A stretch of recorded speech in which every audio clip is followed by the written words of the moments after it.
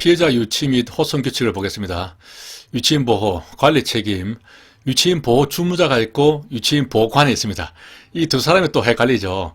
보호 주무자 이러니까 실무자 같은 느낌이 들거든요. 실무자가 아니고 경찰서의 주무과장입니다. 책임자고 유치인 보호관이 그 담당하는 경찰관이 되는 것이죠. 여기가 실무자가 되겠습니다.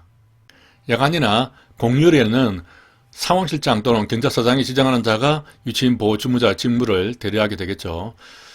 호송에도 나오는데 호송 주무관은 수사나 행사 과정을 말하고 호송관은 담당자하고 지휘감독관이 있습니다. 이 경우는 호송관이 5명 이상일 때 지휘감독관을 지정하게 되어 있죠.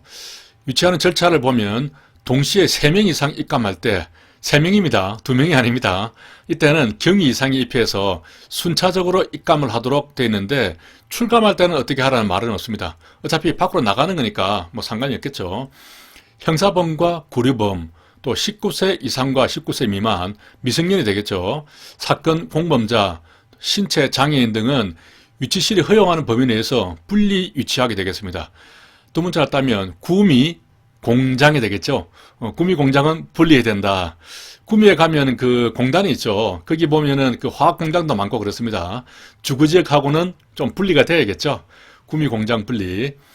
신체 검사는 외표, 간이, 정밀 이렇게 검사가 있는데 외표 검사는 죄질이 경미한 경우, 뭐 특이사항 없을 때 위험물 등을 은닉하고 있지 않다고 판단되는 경우에는 손으로 가볍게 두드려서 하는 검사고, 간이 검사는 탈의막 안에서 속옷은 벗지 않습니다. 속옷은 입고 있는 상태에서 신체 검사의를 착용한 상태. 유치인이 신체 검사의를 안 입은 상태에서 하겠다 그러면 속옷만 입은 상태에서도 할 수 있겠죠.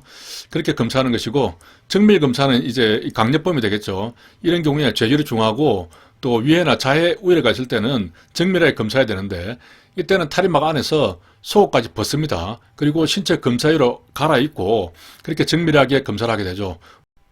앉았다가 일어나라 뭐 그런 것들을 좀 시키죠. 앉으면은 그 항문이라든가 이런 데 뭘 숨겨놨다면은 그런 것들이 빠져나오겠죠. 자, 호송은 이감 호송, 왕복, 집단, 비상 호송이 있습니다. 이감은 다른 곳으로 이동하는 거죠. 왕복은 갔다가 다시 돌아오는 겁니다. 집단 호송은 한 번에 다수의 피해 호송자를 호송하는 것이고, 비상은 비상시에 하는 것이죠. 이것도 보면 이렇게 시험이 많이 나왔죠. 쉬운 것 같은데 이렇게 서로 뭐 다르게 바꿔내버리면 헷갈릴 수가 있는 겁니다. 이 종류가 이감, 왕복, 집단, 비상 이렇게 4가지가 있다는 것을 알아야 다른 것들하고 구별을 할 수가 있거든요. 지휘감독관은 호송관이 5 내지 10명일 때는 경사 1명을 지정하게 되어 있습니다. 또 호송관이 11명 이상이다. 그러면 경위 한 사람을 지휘감독관으로 정하게 되어 있죠. 포박은 호송 주무관의 지휘에 따라서 신체 검사하고 난 다음에 포박을 합니다. 출발 전에 신체 검사에 간다. 이러면 틀린 지문이 되는 겁니다. 출발 전에 하는 것이 아니라 포박하기 전에 신체 검사를 하는 것이죠. 또 출발하기 전에 수갑을 채우고 포박해야 된다. 다만 구르나 감치 명령 받은 사람, 감치라는 것은 어떤 뭐 민사관계라든가 이런 경우에도 유치장에 넣어둘 수 있거든요. 그런 경우를 감치라고 합니다.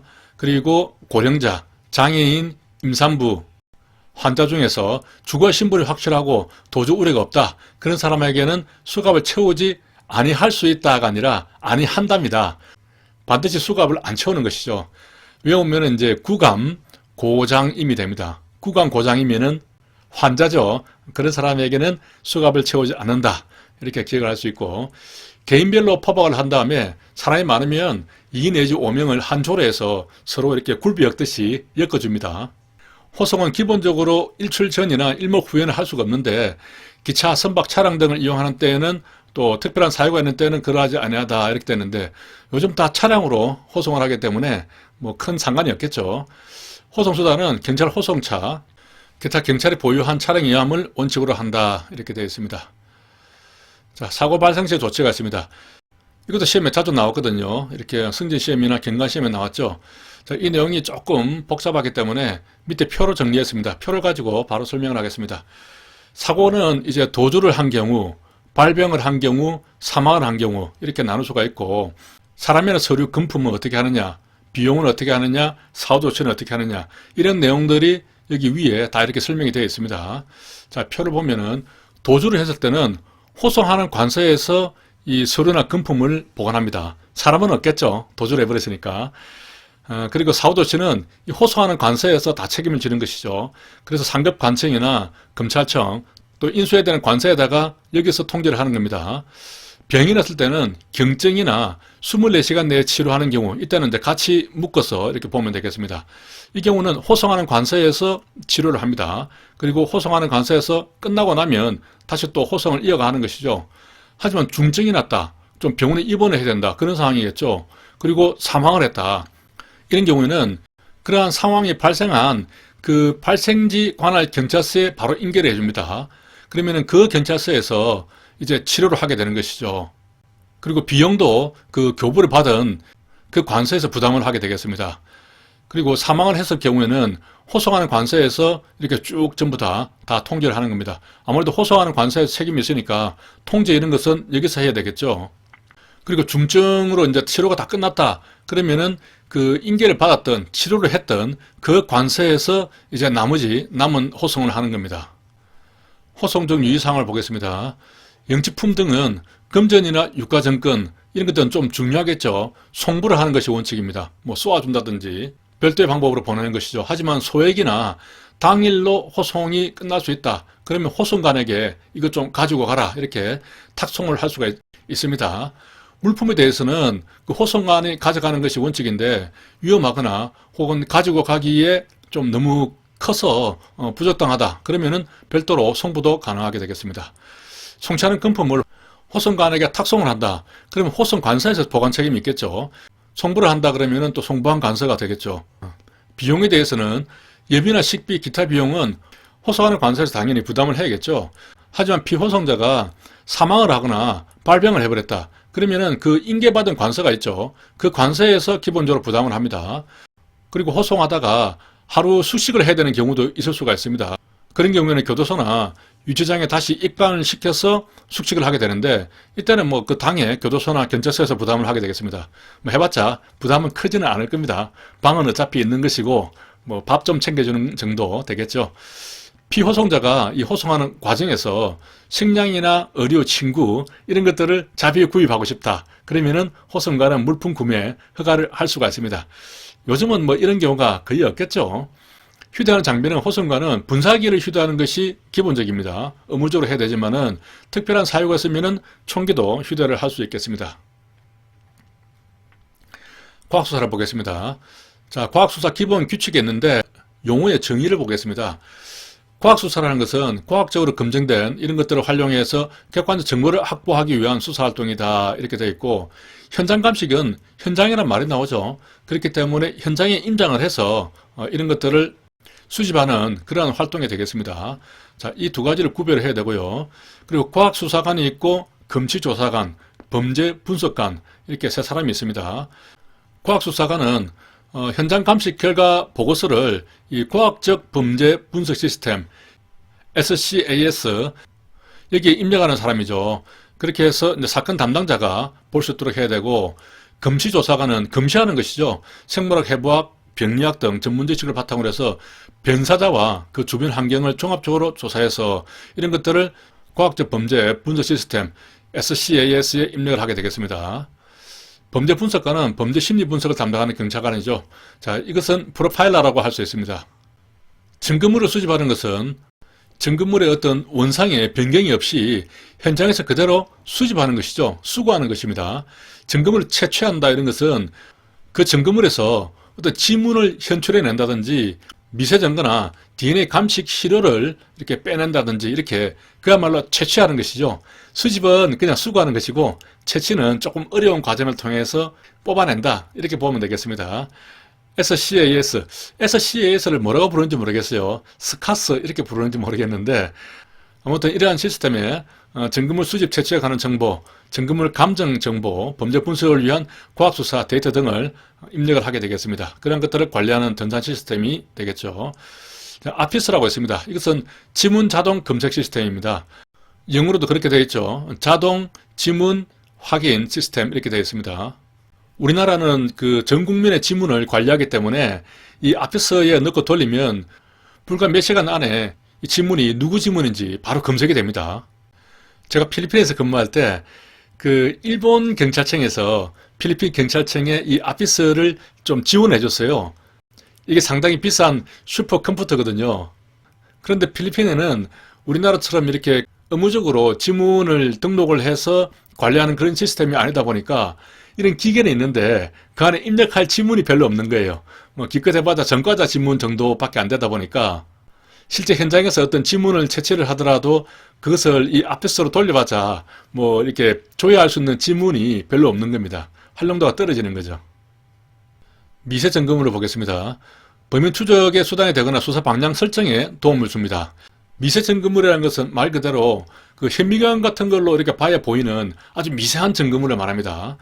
예를 들면은 용의자 장갑에서 성면이 검출되었다. 그러면은 이제 범인의 직업군을 압축을 할 수 있겠죠. 그리고 용의자가 범행에 연관된 것인지 아닌지 그런 것들을 또 입증할 수 있는 수단이 될 수가 있고 피해자 신문의 보조수단으로도 이용할 수 있습니다. 방화 용의자의 몸에서 금덩이가 발견됐다. 그러면은 용의자가 화기 근처에는 간 적도 없다. 이렇게 말하는 것을 반박을 할 수 있는 자료가 되는 것이죠. 하지만 이 미세 증거물은 개인 식별을 할 수 있는 그러한 감정 자료는 아닙니다. 이 말이 중요한 것이죠. 미세 증거로 범인을 확정 지을 수는 없다. 이렇게 봐야 됩니다. 지문을 보겠습니다. 지문에는 현장 지문, 준현장 지문, 관계자 유료 지문 이렇게 구분되죠. 현장 지문은 그 범죄 현장을 말하는 것이고 준현장 지문은 범죄 현장 이외의 장소를 말합니다. 뭐 침입 경로라든가 도주 경로, 예비 장소, 검은빵 거래 대상이 압날된 지문 이렇게 범죄 현장 이외에서 채취된 지문을 말합니다. 범죄 현장에서 발견된 지문은 현재 지문이 있고 잠재 지문이 있죠. 현재 지문은 특별하게 가공을 하지 않더라도 눈으로 봐도 식별이 되는 그런 지문을 말하고 정상 지문은 혈액이나 먼지 등이 손가락에 묻은 후에 인상된 지문을 말하는데 역지문은 먼지가 쌓인 물체, 연한 점토 등에 인상된 지문으로서 선의 고랑과 이랑이 반대로 현출된다 이렇게 되어 있습니다. 자, 이것도 시험에 나왔죠. 이 두 가지를 잘 구분해야 됩니다. 정상 지문은 손에 혈액이나 먼지 등이 묻은 겁니다. 그 묻은 손으로 무언가를 만졌을 때 그 물체에 인상이 되는 그 지문을 말하는 것이죠. 역지문이라는 것은 손에 뭐가 묻은 것이 아니고 원래 먼지가 쌓여 있었어요. 그리고 점토가 아주 연한 겁니다. 거기에 손을 눌러가지고 푹 들어가 버린 거죠. 그렇게 들어가 버리면은 이제 그 물체에는 그 반대의 지문이 형성되는 겁니다. 그것을 역지문이라고 하고 또 표현이 이런 표현이 있습니다. 선의 고랑과 이랑이 반대로 현출된다 이런 말이 있거든요. 여기서 고랑이 어떤 건지 이랑이 어떤 건지도 알아야 됩니다. 고랑이라는 것은 우리가 무슨 골짜기 이렇게 하죠. 골짜기라고 하면은 푹 들어간다는 말합니다. 고랑이 들어간다고 이랑이 튀어나온답니다. 이런 것들도 상식적으로 좀 알아야 문제를 풀 때 도움이 됩니다. 먼지 지문을 채취하는 방법은 사진을 찍어도 되고 전사를 해도 됩니다. 전사라는 것은 어떤 그 비닐 테이프 같은 걸로 쭉 발라가지고 떼내면은 그 테이프에 지문이 묻어 있겠죠. 그런 방식으로 하는 것이고 실리콘 러버법은 실리콘으로 그 지문 위에다가 이렇게 발라버리는 겁니다. 그러면은 그 실리콘을 떼내면은 실리콘에 그 음영이 묻어 나오겠죠. 그렇게 하는 것인데 이 실리콘 러버법이라는 것은 어떤 고체에다가 그 실리콘을 발라야 될 거 아니에요. 그죠? 그러니까 혈액 지문을 채취할 때는 이 실리콘 러버법으로는 할 수가 없는 겁니다.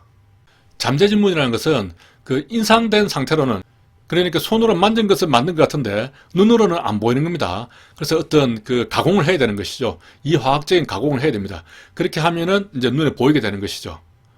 그런 것을 잠재 지문이라고 합니다. 준현장 지문 아까 설명을 했고요. 자, 관계자 지문이 있는데 현장이나 준현장 지문 중에서 범인 이외의 자가 남긴 지문이 되겠습니다. 주로 이제 피해자 지문이 되겠죠. 유료 지문은 여기도 현장이나 준현장 지문 중에서 범인 지문으로 추정되는 지문을 말합니다. 그러니까 다시 말하면 관계자 지문을 제외한 지문이 되겠죠. 우리가 일반적으로 이제 유리했다고 하면은 관심의 대상이 범인이기 때문에 이 앞에 이제 범인이라는 말이 생략됐다고 볼 수 있는 것이죠. 범인이 유료한 지문 이렇게 봐야 되는 겁니다. 이걸 이제 앞에 관계자가 생략됐다 이렇게 보면은 틀리게 되는 겁니다. 우리의 관심은 범인이기 때문에 범인이 유료한 지문 이렇게 봐야 되는 것이죠. 그리고 현장 지문뿐만 아니라 준현장 지문까지도 포함되는 개념입니다. 지문은 크게 궁상문, 재상문, 와상문, 변태문 이렇게 나눌 수가 있는데 궁이라는 것은 이제 활궁자입니다. 이렇게 흘러가듯이 그렇게 지문이 만들어진 것인데 삼각도라는 것이 없습니다. 이 본인의 지문을 보면은 양쪽에는 한쪽에 그 삼각도가 있거든요. 삼각도가 없는 것이 궁상문이 되고 재상문은 말 발굽 모양이죠. U자형입니다. 여기에는 한 개의 삼각도가 있고 와상문은 두 개의 삼각도가 있는 것이죠. 따라서 이 삼각도가 있느냐 없느냐 몇 개 있느냐 가지고 기본적으로 이제 궁상문, 재상문, 와상문을 나누고 그 안에서도 또 이 지문의 개수를 세 가지고 몇 개부터 몇 개까지는 몇 번 지문 뭐 그런 식으로 또 나누거든요. 뭐 거기까지는 우리가 알 필요는 없고 이렇게 삼각도로 지문이 나뉜다는 것 정도 그렇게 구분을 하면 되고 유태재형 와상문이라는 것이 있는데 이것은 또 특이하게 삼각도가 한 개밖에 없습니다. 자, 변태문, 6손가락, 손가락에 좀 장애로 한 개 더 있는 것이죠.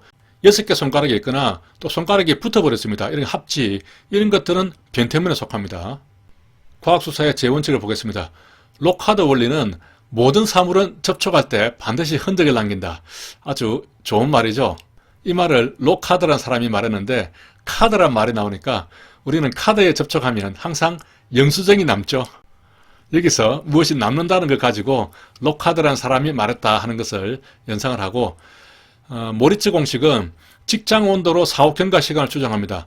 그러니까 변사자가 있으면 그 직장이라는 것은 항문 쪽을 말하죠. 항문 쪽에 그 온도계를 꽂아서 시체는 원래 그 온도가 하강을 하기 때문에 몇 도 정도 내려갔는가 그걸 가지고 사후 몇 시간 정도가 되었는지를 측정하는 겁니다. 그러한 공식이 모리츠 공식인데 직장 온도로 재는 것이죠. 그래, 음식을 먹으면 모든 음식은 직장에 다 모입니다. 그죠? 모이지, 모리지. 이렇게 암기할 수 있고 니스텐이라는 사람은 시체 굳음의 순서를 정했습니다. 시체가 굳으면 턱이나 어깨부터 먼저 굳고 그 다음에 팔, 손가락 이렇게 내려가면서 굳게 됩니다. 그러한 순서를 발견한 것이 니스텐 법칙이 되겠습니다. 이름이 니스텐이죠. 시체가 굳었단 말이죠. 시체 있는 데 가서 니스텐이 툭 찔러보면서 니스텐? 자, 헨리 방법은 지문 분류법에 체계를 세우는 방법인데 헨리에서 이제 핸이란 말이 나오니까 핸드, 지문을 연상할 수 있겠습니다. 자, 시체 현상을 보겠습니다. 초기 현상과 또 후기 현상이 있죠. 초기 현상부터 보겠습니다. 체온이 하강합니다. 주변의 습도가 낮을수록 통풍이 잘 될수록 피부에 습도가 있을수록 빨리 하강을 하게 되겠습니다.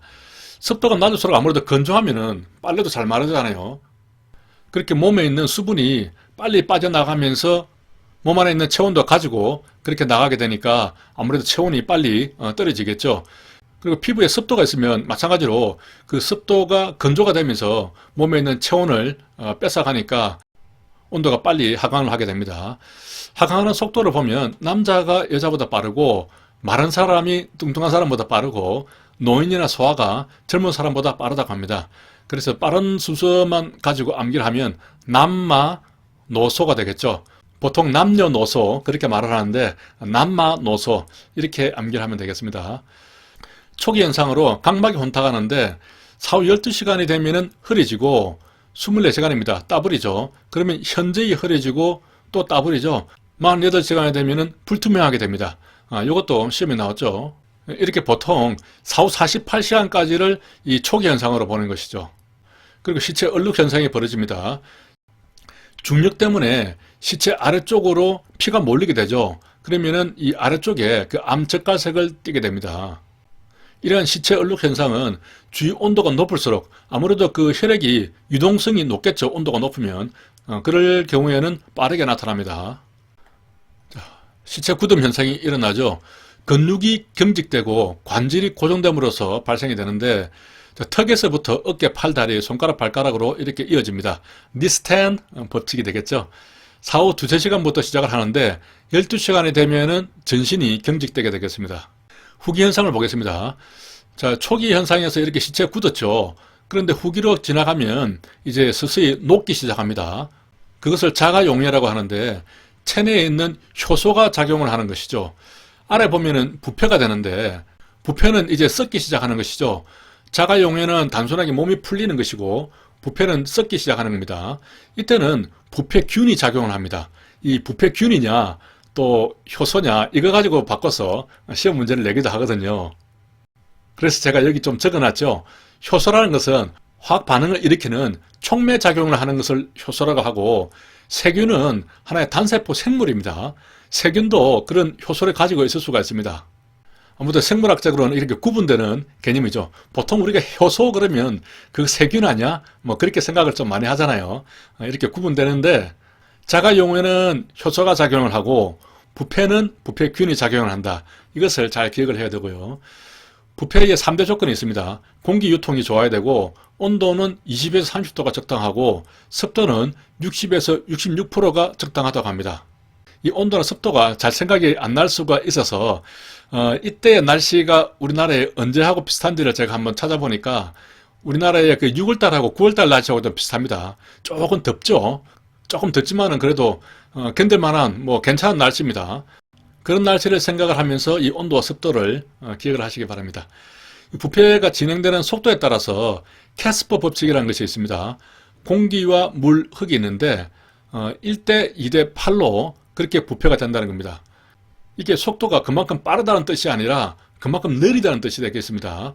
여기 예시문 하나 만들어놨죠. 대기 중에서 하루가 걸리는 부패가 이제 물은 2죠. 물 속에서는 이틀이 걸린다는 의미가 되겠습니다. 그리고 땅 속에서는 8일이 걸린다는 것이죠. 그러니까 가장 빨리 부패가 되는 것이 이 대기 중에서 가장 빨리 부패가 된다, 이렇게 볼 수 있는 겁니다. 1대 2대 8을 잘 기억을 해야겠죠. 여기 아두스를 만들었는데 아이폰 이렇게 만들었습니다. 아는 숫자법으로 1이죠. 2는 2고 피업이 나누니까 이것은 8이 됩니다. 그래서 1, 2, 8이 되는 것이죠. 그만해. 그만은 기역, 미음, 히읗입니다. 공기할 때 기역, 미음, 히읗이 되는 것이죠. 아이폰 그만해. 이렇게 하면 1, 2, 8, 공기, 물, 흙이 되겠습니다. 이런 것도 상당히 과학적으로 잘 만들었죠.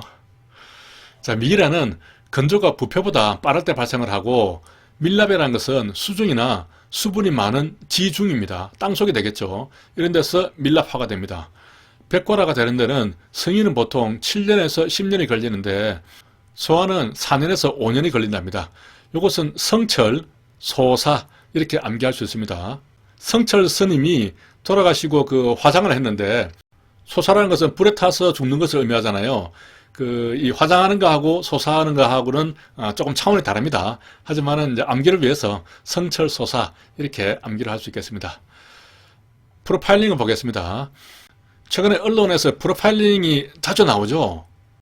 그래서 시험에도 작년에 처음으로 이 경관시험에서 프로파일링에 대해서 한번 나왔습니다.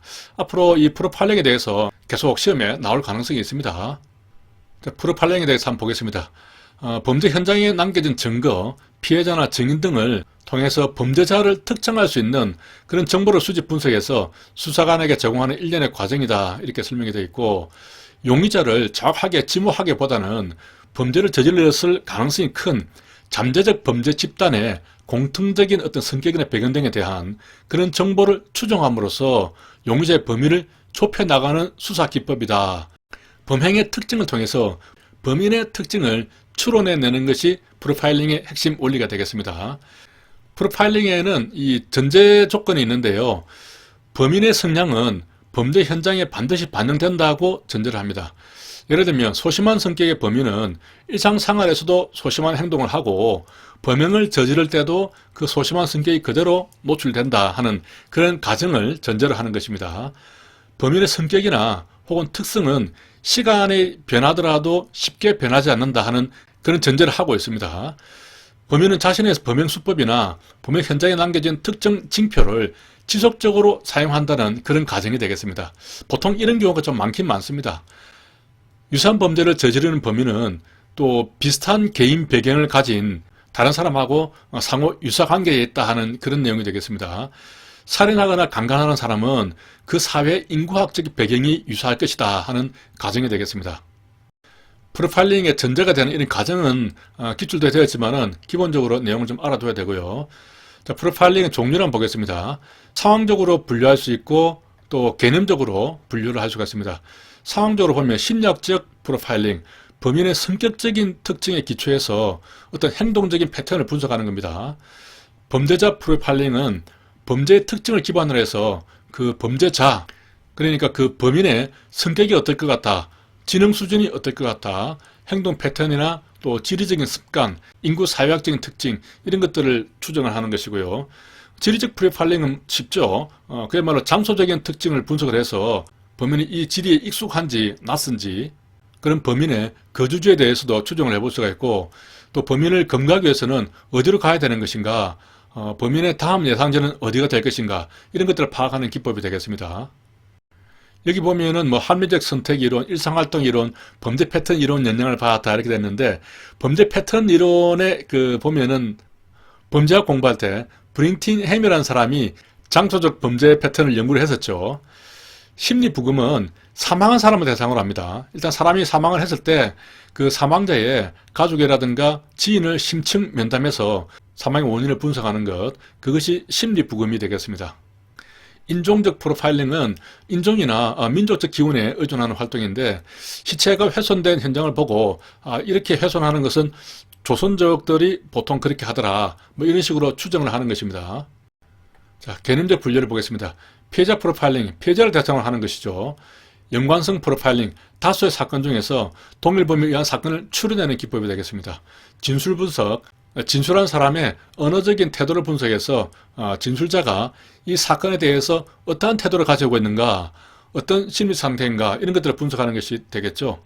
심리 면담, 검거된 피해자를 대상으로 해서 그 사람의 생활 환경이라든가 성장 과정, 범행 동기, 피해자를 선택하게 된 이유, 또 갈등이 생긴 원인 이런 것들을 심층으로 수집하게 되겠습니다. 이런 것들을 수집할 때는 피해자 신문하고는 다르겠죠. 추궁을 하지 않습니다. 좀 더 부드러운 상황에서 정보를 수집하게 되겠죠. 여기까지 하겠습니다. 수고하셨습니다.